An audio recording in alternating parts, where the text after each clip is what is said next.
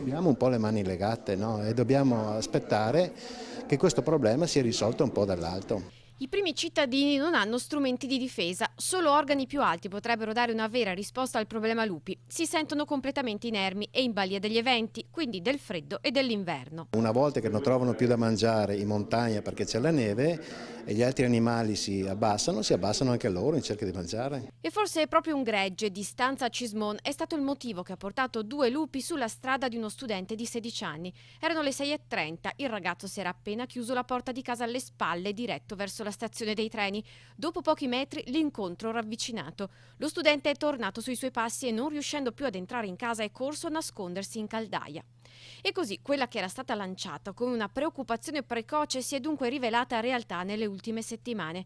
Ma ben poco, dicono i sindaci, possono fare. Il problema, ma anche la sua soluzione, starebbe in quel famoso progetto Wolf Life di matrice europea. È giusto che siano una specie protetta, però devono essere protetti nel loro habitat. L'habitat del lupo non è certo il fondovalle né le piazze dei nostri paesi, quindi è un problema proprio di gestione. E se i primi cittadini non possono dirsi allarmati, certo, sono parecchio preoccupati. Non è neanche una cosa che possiamo lasciare correre così con una certa superficialità.